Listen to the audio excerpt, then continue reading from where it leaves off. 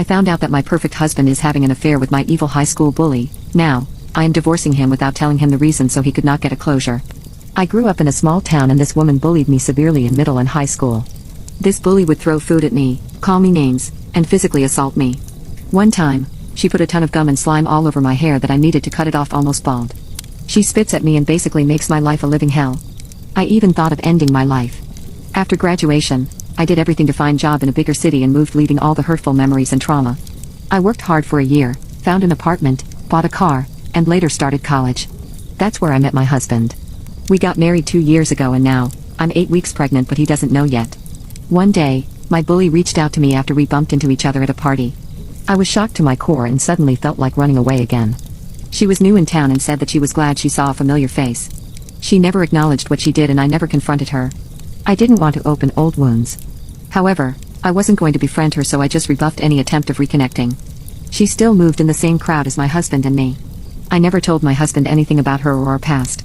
I wasn't even sure he knew her by name. 3 weeks ago, when my husband was in the shower, he got a notification on Messenger. I thought it was odd since he's not been active on Facebook or Messenger in ages. We know each other's code, so I looked and there was her name and pictures telling him she missed his PP. I scrolled a few messages back and there was a full conversation. I felt sick and my eyes went blurry, so I just left the phone back where it was and acted like nothing. I just can't believe that he could fool me. His affair started 6 months ago.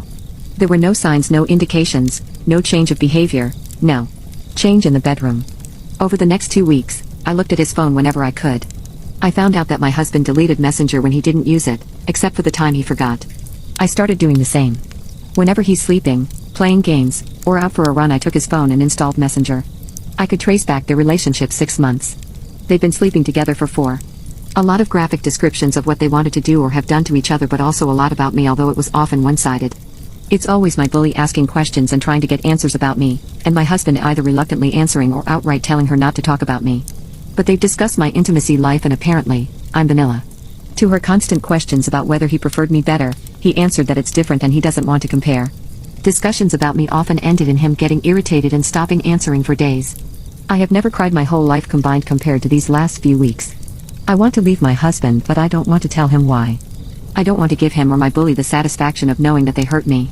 I just want to ask for a divorce and tell him that I am not in love with him anymore and that I'm not happy in our marriage. I won't be lying, technically, because he's not the man I loved and I'm not happy in our marriage. I haven't told anyone what I found out, but I've told my mom that I want to leave my husband and stated my reasons. She went berserk. This is so out of the blue and moronic, and the first question she asked was whether I was cheating on him or not. This was a preview to what probably everyone else will think and say, but honestly, I would rather live with being the perpetrator than the victim this time. I just can't let that be hurt me again, watch me suffer and enjoy it. I just can't. I know I'm being irrational right now, but please put yourself in my shoes and tell me what you would do in my stead. Update: I have broken the news to my husband that I'm leaving him. I had already talked to my friends about it, and being unhappy in my marriage seemed a good enough reason for them to support me. One of them offered me her place until I found my own. He was shocked when I told him. I don't think he took me seriously at first, but he asked me if he did something wrong. I told him that I was simply not happy with him and I think I was still too young to waste my life in an unhappy marriage. He said he had noticed me being distant this past month, but never would he have guessed I was unhappy with him. He begged me to tell him what was wrong because this couldn't be it. He believed me, however, when my friend came to take me with her. He has been calling multiple times a day, but I haven't answered. He showed up this morning at my friend's house and begged me to have breakfast with him. I agreed. He looked like he hadn't slept or shaved since I asked for a divorce. I told him that I was pregnant and that I was keeping it, but he didn't have to be a part of its life if he didn't want to. His phone was on the table and he got a notification from Messenger. When I saw her name, I told him, "Oh. Is that her name? You know she used to bully me in school?" He froze. "Oh, haven't I told you about her?" I told him everything she did and how it affected me. How she never apologized for anything. He was silent the whole time and just looked at me. I ended it with, "Be careful with her. I don't think she's changed much, to tell you the truth." He grabbed my arm and just watched my face like he wanted to see if I knew something. I have already filed for divorce, but he's probably going to ask for thinking period. I'm not in a hurry though. Everything will get better.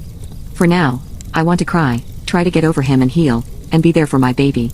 I feel much better now. I have since the last update moved from my friend's apartment. I found a 2-bedroom with decent rent and it is perfect for me. The pregnancy is going well. It's a girl. My ex has asked me to be a part of the pregnancy and be present in the delivery room. I have refused both, of course, because it sounds crazy and very intimate. I promised him updates when something came up, but as long as she's still in my belly, I don't think he has any right because he has no right to any part of my body anymore. We are discussing custody and divorce and I have a great lawyer that my mother is paying for. And no, I haven't discussed his infidelity with him. Or any reasons for divorcing him even if he has tried so hard to talk and discuss the matter.